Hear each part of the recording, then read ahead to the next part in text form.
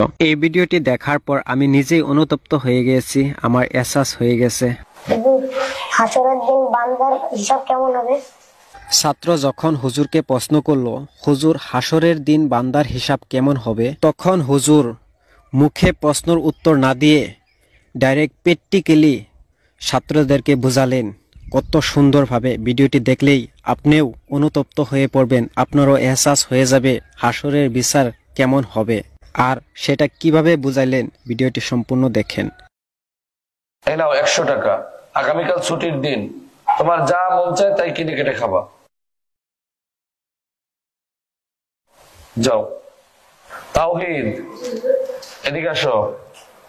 এভাবেই প্রত্যেকটা ছাত্রকেই কাউকে 100 টাকা, কাউকে 80 টাকা, কাউকে 60 টাকা এভাবে দিতে দিতে লাস্ট মুহূর্তয় আব্দুর রহমান, এদিকে আসো।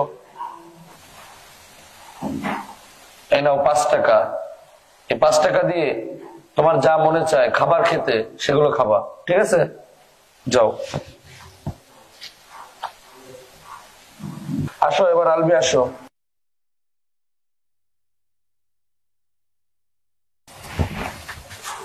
এই নাও 1 টাকা।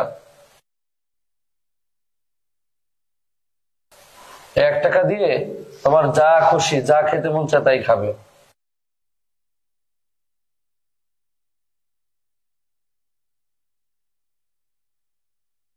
এভাবেই হুজুরে কাউকে বেশি টাকা, কাউকে কম টাকা দিল।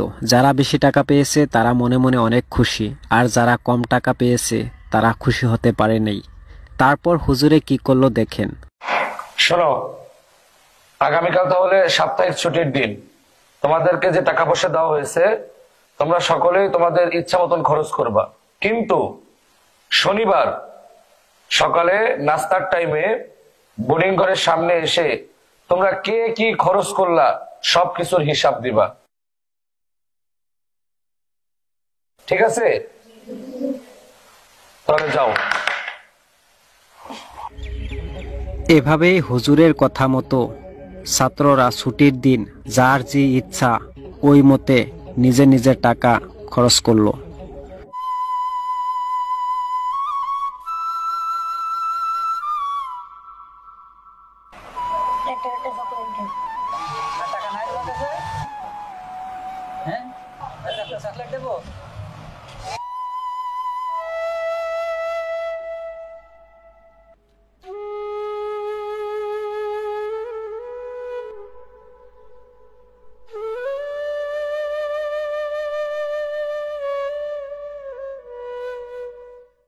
তারপর ওই টাকার হিসাব হুজুরে কিভাবে নিল পরের দিন দেখেন। রিফাত, গতদিন যে তোমাকে টাকা দিয়েছিলাম সে টাকা কি কি খাইছো বলো? 100 টাকার হিসাব দাও। ওখানে না, আগুনের কড়াইয়ের উপর গিয়ে বলতে হবে।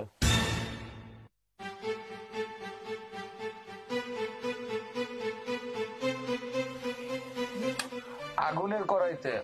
দাঁড়াও দাঁড়াও, জুতা খুলে, জুতা পরে না, জুতা খুলে গিয়ে হিসাব দাও।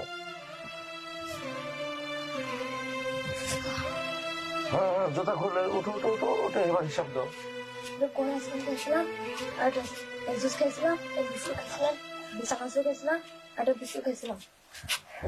হ্যাঁ, যাও যাও, এখানে গিয়ে পানিতে তাড়াতাড়ি পাও দিয়ে ফেলো, পাও দিয়ে ফেলো, ঠান্ডা করো।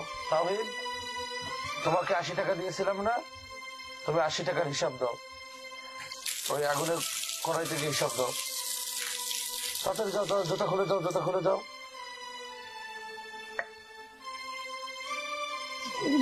30 টাকা দামের একটা জুস খেয়েছিলাম, 20 টাকা দামের বিস্কুট খেয়েছিলাম, আর 30 টাকা দামের এটা আইসক্রিম খেয়েছিলাম।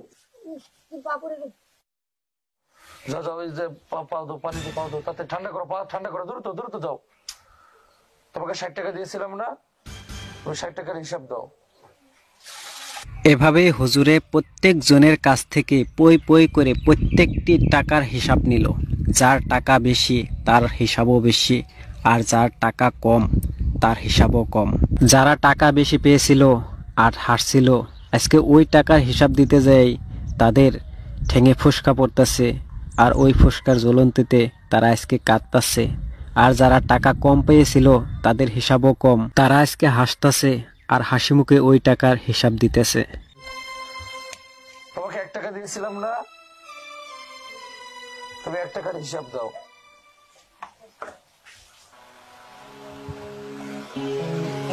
ওদের 1 টাকা দিয়ে একটা চকলেট খেয়েছিল। যাও যাও যাও, তাড়াতাড়ি ঠান্ডা পানি লাগাও, ঠান্ডা পানি লাগাও। লাগবে না। লাগবে না? লাগবে না, এদিকে এসো। তোমার প্রশ্নের উত্তর পাইছো? জি হুজুর। এটা মাত্র হাসরের বিচারের নমুনা। এই দুনিয়ায় মানুষের অর্থ সম্পদ যত কম, তার হিসাব তত সহজ। আর মানুষের অর্থ সম্পদ যত বেশি, হিসাবও তত বেশি।